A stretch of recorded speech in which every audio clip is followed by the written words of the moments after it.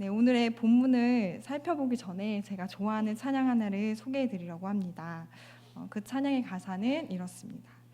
당신이 지쳐서 기도할 수 없고 눈물이 빗물처럼 흘러내릴 때 주님은 우리 연약함을 아시고 사랑으로 인도하시네. 누군가 널 위하여 누군가 기도하네. 내가 홀로 외로워서 마음이 무너질 때 누군가 널 위해 기도하네. 네, 많이들 알고 계신 찬양이지요. 바로 누군가 널 위해 기도하네라는 찬양입니다. 하나님의 자녀로 삶을 살아가는 우리들은 날마다 은혜와 감사와 기쁨으로 넘쳐날 것입니다. 그러나 때때로 우리는 감당할 수 없는 순간들, 또 눈물이 빗물처럼 흘러내리는 순간들, 또 아무도 함께하지 않고 혼자 있는 것 같은 외로운 순간들도 분명히 있을 것입니다. 사실 이러한 순간들이 우리에게 하나님을 더 가까이 가게 하고 믿음을 굳건하게 하기 위한 그런 긍정적인 요소이라는 것을 우리가 알고는 있지만 막상 그 순간이 다가오면 우리는 힘들고 또 어려움을 겪기 마련입니다. 그런데 그렇게 혼자라고 생각했던 그때에 누군가 따뜻한 손길을 내밀어 준다면, 또 누군가 나의 눈물을 닦아준다면 우리는 어떠한 마음이 들까요? 특별히 또 단순한 위로를 넘어서 실제적으로 도움을 준다면 당장 굶을 수밖에 없는 나에게 따뜻한 밥 한 공기를 주고 해결할 수 없는 문제로 끙끙거리고 있을 때 그 문제를 해결해 준다면 우리는 물론 그 순간을 기쁨과 감사를 넘어서 하나님의 은혜라고 기억할 것입니다. 네, 오늘의 본문에 등장하는 다윗 또한 이러한 하나님의 은혜로 따뜻한 손길을 내미는 것을 볼 수 있습니다. 오늘의 본문은 다윗이 왕위에 오른 후의 일입니다. 오늘 읽었던 사무엘하 9장 앞에 장들을 저희가 잠시 살펴보면요. 사무엘하 6장에서는 다윗이 법궤를 가져오고 7장에서는 언약을 받습니다. 또 8장에서는 주변 나라들을 정복한 모습을 볼 수 있습니다. 우리가 알고 있듯이 다윗의 삶이 순탄하지는 않았지만 지금 이 순간만큼은 승승장구하고 있는 모습을 볼 수 있습니다. 하지만 아직 왕위를 굳건하게 한 것은 아니기에 조금은 어수선할 수도 있지만 분명한 것은 다윗은 지금 막힐 것이 없는 인생 최고의 전성기를 맞이하고 있다고 할 수도 있을 것 같습니다. 네, 이렇게 승승장구 중인 다윗이 왕위에 오르고 처음으로 꺼낸 말이 무엇일까요? 바로 오늘 우리가 함께 읽었던 본문 1절에 사울의 집에 아직도 남은 사람이 있느냐라는 것입니다. 다윗이 이렇게 물었던 이유는 그 당시에 왕에 오른 왕들이 그러했던 것처럼 이전에 남은 왕들을 모두 제거하려던 것은 아니었습니다. 오히려 자신의 친구였던 요나단과의 약속을 기억하여 사울의 집에 남아있는 자를 찾고 그에게 선한 일을 행하려 함이었습니다. 어쩌면 그 남아있는 자를 찾아서 죽이는 것이 아직 굳건하게 세워지지 않은 다윗의 왕위를 굳건하게 해주기 위한 좋은 기회였을지도 모릅니다. 더군다나 사울은 다윗을 여러 번이나 죽이려고 했었기 때문에 다윗이 사울의 집에 남아있는 자를 찾고 그를 죽인다고 해도, 그래서 요나단과의 약속을 지키지 않는다고 해도 어쩌면 아무도 다윗을 뭐라고 할 수 없을 수도 있을 것 같습니다. 그러나 다윗은 그렇게 하지 않고 하나님의 은총을 베풀기 위해 사람을 찾고 있습니다. 네, 다윗의 이러한 태도는 어찌 보면 당연한 일, 또 우리 그리스도인들이 꼭 해야 하는 일 같아 보입니다. 그러나 사실 다윗의 이러한 행동은 누구나 할 수 있는 쉬운 일은 결코 아닙니다. 사람이 참 재미있는 것이요. 내가 형편이 나아지고 내 상황이 좋아지면 더 선한 일을 베풀고 더 약속을 잘 지킬 것 같이 느껴지지만 현실은 그렇지 못한 경우가 더 많습니다. 하나님, 이번 한 번만 도와주세요 라고 그렇게 하나님을 울부짖고 찾았던 순간을 나의 상황이 좋아지고 나아짐과 동시에 잊어버릴 때가 더 많습니다. 안타깝게도 우리가 뉴스로 접하고 있는 이 세상 속에서도 높은 위치에 있는 사람들, 흔히 권력을 잡았다 하는 사람들이 선을 행하고 약속을 지키는 일을 쉽게 찾아보기는 어렵습니다. 오히려 자신의 자리와 또 자신의 위치를 이용하여 약한 자들을 누르고 자신의 배를 불리는 것을 더 많이 찾아볼 수 있습니다. 그런데 오늘날 우리가 살아가고 있는 이 시대가 안타까운 것은 권위자들의 그러한 모습뿐만은 아닐 것입니다. 현재 우리가 살아가고 있는 이 시대는 이웃과 함께 서로 사랑을 나누고 정을 누리기보다는 이웃을 견제하고 조심해야 하며 남보다 나를 더 생각하는 그러한 시대가 되어버렸습니다. 끊임없이 상대와 나를 비교하고 내가 어떻게 하면 저 사람보다 더 많이 가질 수 있을까를 고민하는 시대입니다. 제가 유년부 말씀 중에 부자와 거지 나사로에 대해서 이야기한 적이 있습니다. 그런데 우리 초등학교 2학년짜리 아이가 이러한 이야기를 했어요. 전도사님, 그러면 부자는 금수저고 거지 나사로는 흑수저네요? 라는 이야기를 한 적이 있습니다. 그때는 웃으면서 넘어갔지만 참 곰곰이 집에서 생각해 보았는데 참 마음이 아팠습니다. 그런데 그 말을 한 그 아이의 문제가 아니지요. 그 아이는 부모님을 통해 또 어른들을 통해 또 TV를 통해서 들었던 이야기, 자연스럽게 접했던 이야기를 했을 것입니다. 네, 이처럼 우리가 살고 있는 이 시대는 끊임없이 남과 나를 비교하고 어떻게 하면 내가 더 잘 나갈 수 있을까를 고민하는 시대가 되어버렸습니다. 이 시대를 살아가다 보면 마치 중요한 것을 빠뜨린 것 같고 아주 핵심적인 것을 잃어버린 것 같은 느낌이 듭니다. 바로 예수님께서 직접 삶으로 보여주셨던 사랑을 잃어버린 것 같아 보입니다. 네, 제가 신학생 때 학교에서 예배 시간에 말씀을 듣다가 굉장히 충격을 받은 적이 있었습니다. 그 말씀 때문에 제가 며칠을 고민하고 기도하고 내가 과연 이 길을 가도 되는 것인가를 걱정했었던 적이 있었는데요. 그 말씀은 이러한 말씀이었습니다. 옆에 분과 인사해 볼까요? 당신이 나보다 더 잘 됐으면 좋겠습니다. 이 말씀이었습니다. 네, 감사합니다. 네, 뭔가 저를 오랫동안 혼란스럽게 했던 말씀은 뭔가 엄청난 말씀이 아니라 말씀 전에 가볍게 옆 사람과 인사했던 인사말이었습니다. 당신이 나보다 더 잘 됐으면 좋겠습니다. 이 말씀을 딱 듣는 순간 제가 아니, 옆 사람이 잘 되는 건 너무 기쁜 일인데 나보다 더? 그럼 옆 사람이 잘 못 되면 난 그거보다 더 못 되나? 이런 고민들도 하고 과연 지금 내가 저 인사말에 그냥 이야기할 수는 있지만 정말 정직하게 저 말을 기쁨으로 고백할 수 있을까? 라는 고민을 가지고 한동안 힘들었던 적이 있었습니다. 네, 그런데 이러한 고민은 저뿐만이 아니라 요즘 시대를 살아가고 있는 우리 그리스도인들에게도 꼭 필요한 고민일지 모르겠습니다. 세상은 더 많은 것을 소유하고 좀 더 높은 곳에 올라가야 한다고 이야기합니다. 나보다 남을 더 생각하는 것은 바보 같은 짓이라고 이야기합니다. 아니, 왜 굳이 네가 다른 사람도 많은데 예수님 믿는다고 해서 꼭 그럴 필요는 없잖아. 예수님 믿는다고 해도 아닌 건 아니지 않아?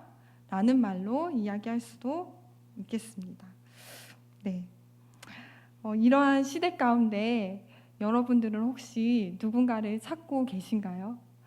다윗은 지금 자신의 그 최고의 위치, 최고의 전성기의 그 자리에서 선을 행하고자 사람을 찾고 있습니다. 하나님으로부터 받은 그 은혜와 사랑에 감격하여 그것을 도무지 숨길 수 없는 마음으로 나보다 내 옆에 있는 상대가 또 내가 이 사람이 정말 하나님을 알았으면 좋겠다 하는 그 상대가 나보다 더 잘되고 형통하길 바라는 마음으로 사람을 찾고 계신가요? 네. 현재 우리의 위치는 어디인지 저는 알 수 없습니다. 그러나 분명한 것은 우리가 받았던 사랑, 누렸던 그 은혜, 또 오늘 내가 드려지는 그 기도가 단순히 내가 잘되기 위해 나의 은혜를 위해 계속하여 내 안에만 머물러 있다면 안 될 것입니다. 예수님께서 그러하셨듯이 우리 또한 내가 베풀어야 할 이가 누구인가, 나의 사랑이 흘러가야 할 곳이 어디인가를 생각하시는 여러분과 제가 되었으면 좋겠습니다. 네, 계속해서 함께 본문 3절을 읽겠습니다. 왕이 이르되 사울의 집에 아직도 남은 사람이 없느냐? 내가 그 사람에게 하나님의 은총을 베풀고자 하노라 하니 시바가 왕께 아뢰되 하나가 있는데 다리 저는 자니이다 하니라. 네, 3절에서 처음으로 사울의 집에 남아있는 자, 즉 요나단의 아들 무비보셋이 등장합니다. 그런데 사울의 집에 남아있는 자를 묻는 다윗의 질문에 그 종은 무비보셋이라는 이름이 아니라 다른 표현으로 그를 설명합니다. 어떠한 표현이죠? 네, 다리 저는 자라는 표현입니다. 네, 무비보셋은 다리를 저는 장애를 가지고 있던 사람입니다. 무비보셋이 어릴 때에 사울과 요나단이 죽었다는 소식을 들은 그의 유모가 그를 안고 급히 도망가다가 그를 떨어뜨립니다. 그래서 무비보셋은 그때부터 다리를 절게 되었던 것입니다. 그런데 재밌는 것은 다윗이 여기서 무비보셋이 다리를 저는지 멀쩡한지를 물어본 것이 아니었습니다. 그저 사울의 집에 남아있는 자가 있냐는 것만 물었을 뿐입니다. 그런데도 그 신하는 무비보셋의 이름도 이야기하기 전에 다리를 전다는 이야기를 꺼냅니다. 이 말은 무비보셋 하면 절름발이, 다리를 저는 사람, 장애를 가지고 있는 사람이라는 말이 그를 늘 따라다녔다는 것입니다. 아니 어쩌면 그를 따라다녔다기보다도 그 표현이 그 무비보셋을 표현하는 전부였을지도 모를 것 같습니다. 어릴 적부터 이러한 신체적 조건 속에서 사람들로 하여금 절름발이라는 말을 들어온 무비보셋의 마음은 어떠했을까요? 오늘 본문 8절에서는 무비보셋은 자기 자신을 죽은 개라고 이야기합니다. 이때 당시의 사람들은 개를 부정한 동물로 간주하고 늘 경시했습니다. 살아있는 개도 그 정도로 여겼는데 죽어있는 개는 어땠을까요? 더욱 심각한 경우일 것입니다. 무비보셋은 이처럼 자기 자신을 가장 보기 싫고 하찮은 인간으로 여겼던 것입니다. 네, 그런데 그런 무비보셋에게 다윗은 4절에서 그가 어디 있느냐라고 묻고 5절 로드발 암미엘의 아들 마길의 집에서 그를 데려옵니다. 여기서 5절에서 나오는 로드발은 사람 이름이 아니라 지명을 나타냅니다. 요단강 동쪽에 있는 땅으로서 무척 건조한 땅이라고 합니다. 이 땅은 무척 건조하고 척박해서 생명이 날 수 없는 땅이라고 합니다. 네, 이러한 척박하고 생명이 없는 땅에 아무 소망이 없는 무비보셋이 살고 있습니다. 그리고 앞에서도 이야기했던 것처럼 그러한 무비보셋을 다윗이 먼저 찾고 데려옵니다. 무비보셋은 그저 가만히 있습니다. 아니 오히려 다윗이 자신을 찾아 죽일까 싶어 두려운 마음으로 그 척박하고 생명이 없는 땅에 꽁꽁 숨어 있었을 것입니다. 그런 그에게 다윗이 먼저 손을 내밀고 있습니다. 이러한 다윗과 무비보셋의 모습에서 우리를 먼저 찾아와 주신 하나님의 모습을 떠올릴 수 있습니다. 하나님께서는 척박하고 생명이 없는 땅에 살고 있던 죽을 수밖에 없던 죄인 되었던 우리를 친히 택하시고 부르셔서 우리를 구원하여 주셨습니다. 네, 때때로 우리는 우리가 열심을 내다가 우리가 하나님 앞에 나아간다고 착각할 때가 있습니다. 그래서 나의 힘이 소진되었고 또 이렇게 특별히 연말쯤에는 너무 지치고 하나님 올해까지만 해야 할 것 같아요 라는 마음이 스물스물 올라올 때가 있습니다. 네, 하지만 분명한 것은 우리가 주님이 아니면 처음부터 아무것도 할 수 없는 존재들이었다는 것입니다. 네, 그리고 우리가 하는 것이 아니라 하나님이 주신 힘으로 하고 있고 우리가 나아가는 것이 아니라 하나님께서 우리를 찾아와 주시는 것입니다. 네, 6절을 제가 읽어보겠습니다. 사울의 손자 요나단의 아들 무비보셋이 다윗에게 나와 그 앞에 엎드려 절하매 다윗이 이르되 무비보셋이여 하니 그가 이르기를 보소서 당신의 종이니이다. 네, 이제 다윗은 척박한 땅에 살고 있는 무비보셋을 찾아 데려왔습니다. 그리고 무비보셋을 처음 보자마자 어떻게 하지요? 무비보셋이여 하고 그의 이름을 불러줍니다. 다윗이 1절에서부터 찾던 사람, 왕위에 오르자마자 찾던 그 사람 무비보셋의 이름이 6절에 가서야 다윗의 입술을 통해 흘러나옵니다. 모두가 그를 이름이 아닌 다리 저는 자라고 부를 때, 또는 실패한 왕족에 남아있는 실패한 자라고 기억할 때에 다윗은 그의 이름을 불러줍니다. 사람들과 관계를 맺어가다 보면 굳이 길게 말하지 않아도 느낄 때가 있고 알 때가 있고 통할 때가 있습니다. 저는 특별히 오늘 본문에서 이 다윗이 이 이름을 불러준 모습이 그렇게 다가옵니다.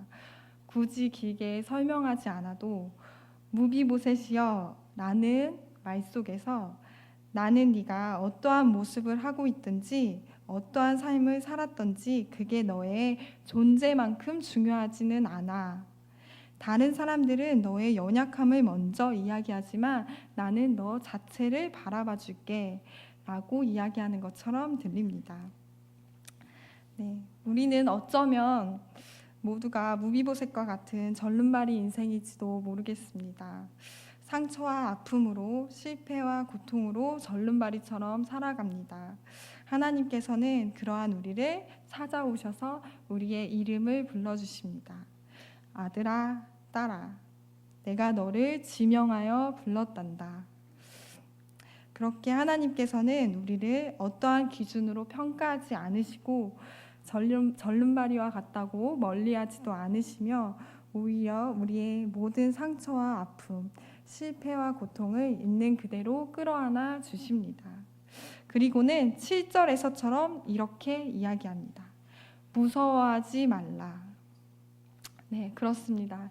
다윗은 내가 이제 죽는 것은 아닐까 두려워 떨고 있는 무비보셋에게 무서워하지 말라라고 이야기하고 있습니다. 무서워하지 말라, 두려워하지 말라. 네, 우리가 이 말씀 속에서 좀 떠오르는 장면이 있지 않은가요? 네, 이 말씀은 모든 것을 잃은 것 같은 상실감과 생명의 위협까지 느끼며 불안해하고 있던 제자들에게 부활하신 예수님께서 나타나셔서 제일 먼저 하셨던 말씀입니다.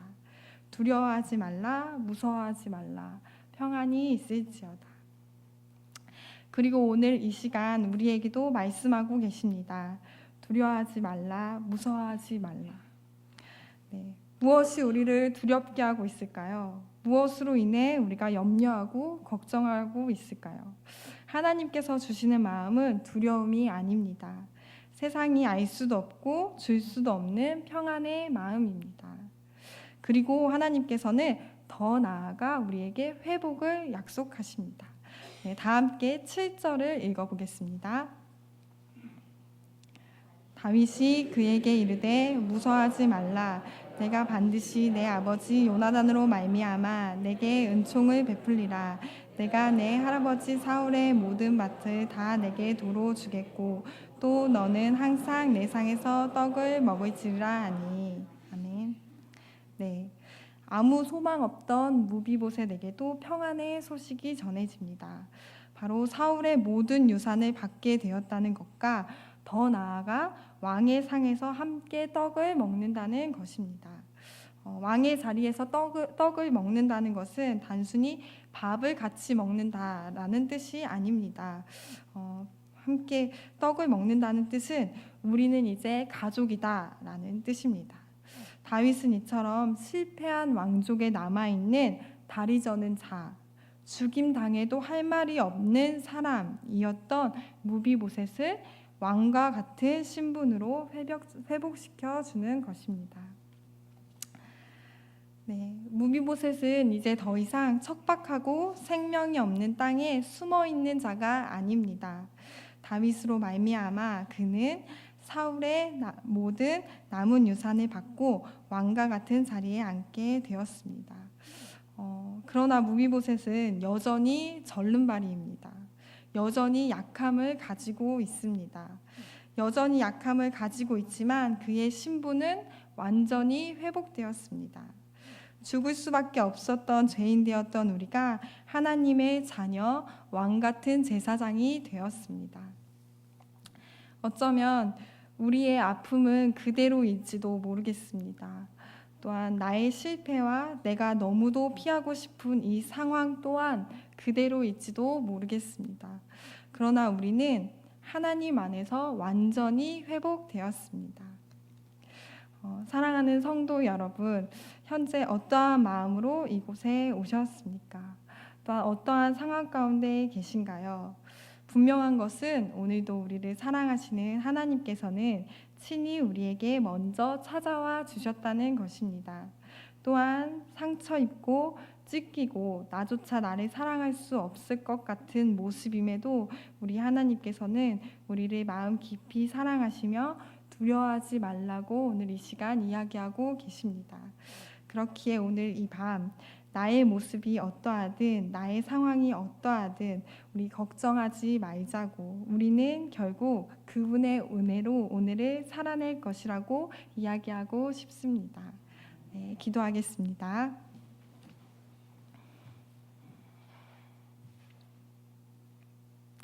사랑의 하나님, 감사드립니다. 부족하고 연약함을 가지고 살아가는 우리에게 친히 찾아오셔서 우리를 끌어안아 주시고 우리의 이름을 불러주시니 감사드립니다. 일상을 살아가는 매 순간마다 하나님께서 나의 주인 되어 주셨음을 늘 기억하여 넉넉하게 승리하는 삶을 살아갈 수 있도록 인도하여 주시길 원합니다. 또한 그 사랑이 흘러갈 수 있도록 선한 일을 생각하고 하나님의 이름을 높이는 자들이 될 수 있도록 인도하여 주시옵소서. 감사드리며 예수님의 이름으로 기도드립니다. 아멘.